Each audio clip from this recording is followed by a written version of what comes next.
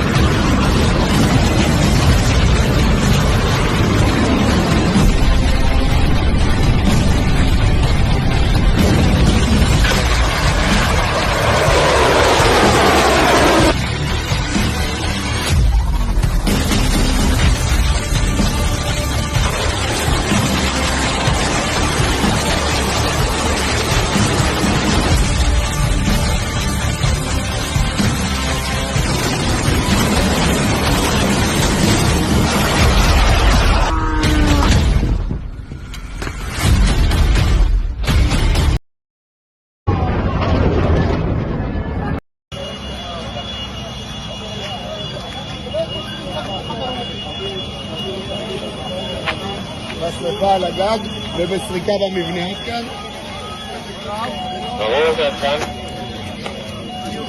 חולצו כל הלכודים? אנחנו בסריקות. עדיין בסריקות.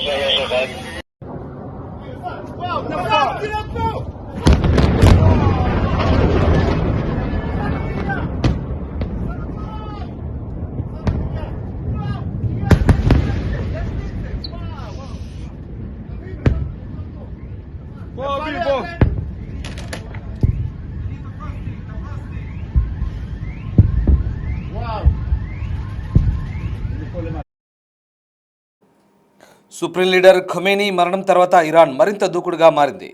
Israel సహా Gulf దేశాలపై అతిపెద్ద ప్రాణాంతకమైన క్షిపణి దాడిని ప్రారంభించింది. గురువారం ఇరాన్ ప్రయోగించిన క్షిపణులు ఇజ్రాయెల్తో పాటు దుబాయ్, అబుదాబి, దోహా, మనామాలను కూడా దెబ్బతీస్తున్నాయి. ఇరాన్ యుద్ధంలో మృతుల సంఖ్య మరింత పెరిగింది. ఈ నేపథ్యంలో ఇప్పటి వరకు ఇరాన్లో 1280 మంది ప్రాణాలు కోల్పోయినట్టుగా తెలుస్తోంది. లెబనాన్లో 77 మంది చనిపోయినట్టుగా తెలుస్తుంది. 6వ రోజు కూడా ఇరాన్పై అమెరికా, ఇజ్రాయెల్ భీకర దాడులు చేస్తున్నాయి. టెహ్రాన్తో పాటు ఇరాన్లోని పట్టణాలను టార్గెట్ చేస్తున్నాయి. ఇరాన్ కూడా ధీటుగా సమాధానం ఇస్తుంది. దీన్ని బట్టి చూస్తుంటే ఇరాన్ యుద్ధం నెలల తరబడి కొనసాగే అవకాశాలు కనిపిస్తున్నాయి. ఇజ్రాయెల్, అమెరికా బలగాలపై తమ దాడులు కొనసాగుతాయంటూ ఇరాన్ ప్రకటించింది. మీరు చూస్తున్న దృశ్యాలు ఇరాన్ తన క్షిపణులను, డ్రోన్లను ప్రయోగిస్తున్నటువంటి ఆ యుద్ధ క్షేత్రాన్ని చూడొచ్చు. ఇరాన్లోని మారుమూల ప్రాంతాల నుంచి, మైదాన ప్రాంతాల నుంచి ఇరాన్ డ్రోన్లు ఎగురుతున్న దృశ్యాలు మనకు కనబడుతూ ఉన్నాయి. ఇది ఒక గుర్తు తెలియని మారుమూల ప్రాంతంగా తెలుస్తుంది. ఇరాన్లోని ఆ ప్రాంతం నుంచి, మైదాన ప్రాంతం నుంచి ఇరాన్ డ్రోన్లు, క్షిపణులు గల్ఫ్ దేశాలపైకి, అలాగే చుట్టుపక్కల అమెరికన్ ఎయిర్ బేసులతో పాటు ఇతర దేశాలపైకి ఇరాన్ క్షిపణులు దాడికి వెళ్తున్న దృశ్యాలు ఇవి మనం చూస్తూ ఉన్నాం. డిస్టర్బింగ్ కంటెంట్ ఇది. ఇరాన్ తన క్షిపణి ప్రయోగాలకు సంబంధించినటువంటి కొన్ని దృశ్యాలను ఇక్కడ మనం చూడొచ్చు. వివిధ దేశాలపై ఇరాన్ ప్రయోగిస్తున్నటువంటి క్షిపణులు ఎంత విధ్వంసకరంగా ఉన్నాయో మనకు అర్థమవుతుంది. అలాగే అటు రాజధాని తెహ్రాన్తో పాటు ఇతర ఇరాన్ నగరాలపై అమెరికా, ఇజ్రాయెల్ కూడా విరుచుకుపడుతుంది. ఈ నేపథ్యంలో ఈ పరస్పరం దాడులు, ప్రతిదాడులతో రెండు వైపులా భీకర పరిస్థితులు నెలకొన్నాయి.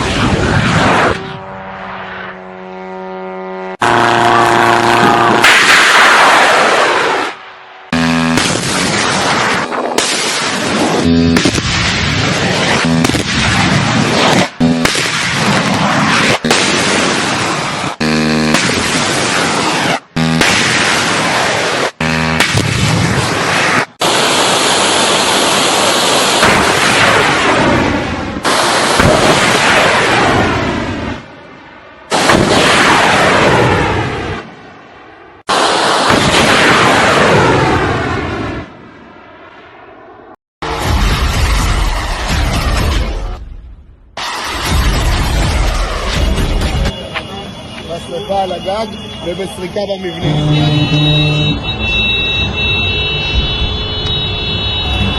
חולצו כל הלכודים. ובסריקות. עדיין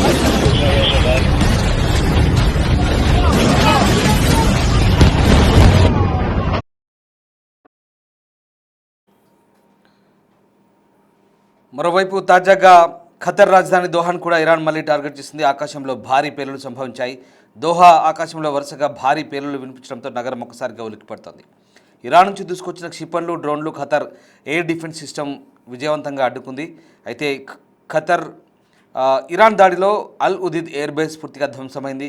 దోహా ఆకాశంలోని క్షిపణులను కూల్చివేస్తుండడంతో పెను శబ్దాలు వస్తూ ఆ ప్రాంతమంతా దట్టని నల్లమైన పొగ అలుముకుంది. అటు యూఏఈపై కూడా ఇరాన్ భీకర దాడులు చేస్తుంది. ఇరాన్కు చెందిన 6 ఖండాంతర క్షిపణులను 125 డ్రోన్లను కూల్చేసినట్లుగా యూఏఈ ప్రకటించింది. మొత్తం మీద భీకర దాడులు కొనసాగుతున్నాయి. మరోవైపు ఇక ఈ దాడులు అటు అజర్బైజాన్ కూడా చేరుకున్నాయి. ఇరానియన్ డ్రోన్లు అజర్బైజాన్ ఎన్క్లేవ్లోని విమానాశ్రయంపై బాంబు దాడి చేసి ఒక రకమైనటువంటి దౌత్య సంక్షోభాన్ని సృష్టించినట్టుగానే మనకు అర్థమవుతుంది. నఖ్చివాన్ అంతర్జాతీయ విమానాశ్రయ సౌకర్యాలను వైమానిక దాడి తాకినట్టుగా మనకు అర్థమవుతుంది. మానవరహిత వాహనాలనే నిర్వహించబడినటువంటి ఈ సమన్వయ వైమానిక దాడి అంటే యుఏవి అంటారు. అన్మ్యాన్డ్ ఏరియల్ వెహికల్ అంటే డ్రోన్ల దాడిగానే ఇది మనం పరిగణించాల్సి వస్తుంది. సో అజర్బైజాన్లోని నఖ్చివాన్ ఇంటర్నేషనల్ ఎయిర్పోర్ట్పై ఈ దాడి జరిగింది. మధ్యాహ్న సమయంలో జరిగినటువంటి దాడిని అజర్బైజాన్ సార్వభౌమత్వాన్ని ప్రత్యక్షంగా ఉల్లంఘించడాన్ని సూచిస్తున్నట్టుగా మనకు అర్థమవుతుంది. టెహ్రాన్, అజర్బైజాన్ మధ్య ఇప్పటికే దౌత్య సంబంధాలు క్షీణిస్తున్న నేపథ్యంలో ఈ దాడులు మరింత రెచ్చగొట్టే విధంగా ఉన్నాయని తెలుస్తోంది. అత్యవసర బృందాలు టెర్మినల్ను ప్రస్తుతం మళ్ళీ నిర్మిస్తున్నాయి. అక్కడ విమానాశ్రయ మౌలిక సదుపాయాలు దెబ్బతిన్నట్టుగా మనకు అర్థమవుతుంది.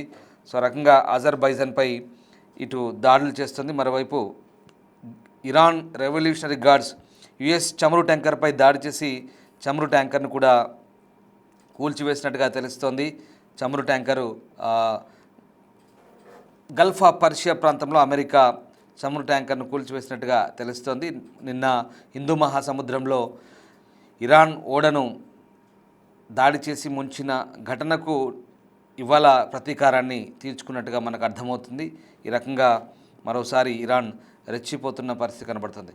మరోవైపు కువైట్ జలాల్లో చమురు ట్యాంకర్పై కూడా దాడి జరిగింది. సముద్రంలోకి ఇంధనం లీక్ అవుతున్నట్టుగా తెలుస్తోంది. ఈ ఘటన కారణంగా భారీగా లీక్ అయింది. బ్రిటన్కు చెందిన మారిటైమ్ భద్రతా సంస్థ ఈ అంశాన్ని చెప్తోంది. కువైట్లోని ముబారక్ అల్ కబీర్ పోర్ట్ సమీపంలో ఒకసారిగా భారీ పేలుడు శబ్దం వినిపించింది. ఆ పేలుడు జరిగిన కొద్దిసేపటికి ఆ ప్రాంతం నుంచి ఒక చిన్న పడవ వేగంగా వెళ్ళిపోతున్నట్టుగా గమనించారు. సో ఆ రకంగా ప్రస్తుతం ఇరాన్ చుట్టుపక్కల ప్రాంతాలన్నింటినీ కూడా ఎంతలా ఇబ్బంది పెడుతుందో ఈ దాడులు మనకు కనిపిస్తున్నాయి. మరోవైపు ఇరాన్ చేసినటువంటి దాడులు ఏవైతే ఉన్నాయో ప్రస్తుతం గల్ఫ్ కంట్రీస్ అంటే ప్రధానంగా బహ్రెయిన్, ఖతర్, ఒమన్, కువైట్ అలాగే యుఏఈ ఈ దేశాలను చాలా ఇబ్బంది పెడుతున్న పరిస్థితి కనబడుతుంది. అయినప్పటికీ కూడా ఆ దేశాలు చాలా ఓపికగా సంయమనం వహిస్తూ పరిస్థితులను గమనిస్తున్న సందర్భం మనకు కనబడుతుంది. మరోవైపు అమెరికా, ఇజ్రాయెల్ కూటమి ఇరాన్ మధ్య భీకర యుద్ధం కొనసాగిస్తున్న వేళ ఫ్రాన్స్ ఒక ప్రకటన చేసింది. పశ్చిమాసియాలో తమ సైనిక స్థావరాలు కొన్నింటిని అమెరికా విమానాలకు అనుమతిస్తున్నట్లుగా ఫ్రాన్స్ చెప్తోంది.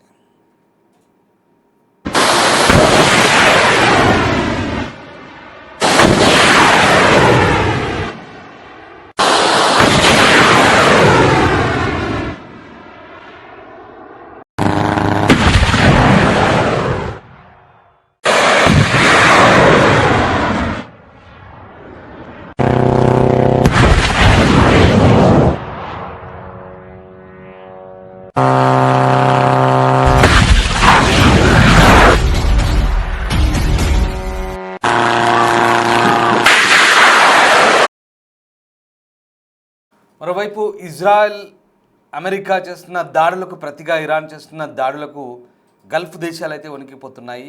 ప్రధానంగా నిన్న మొన్నటి వరకు అమెరికా ఎంబసీలు, ఎయిర్ బేస్లు టార్గెట్గా చేసుకున్న ఈ దాడులు ఇప్పుడు ఏకంగా ఆయా దేశాలకు సంబంధించినటువంటి వాణిజ్య కార్యకలాపాలపై కూడా పడుతున్నాయి. నేరుగానే ఇరాన్ వాటిపై మిసైల్స్ డ్రోన్లతో అటాక్ చేస్తుంది.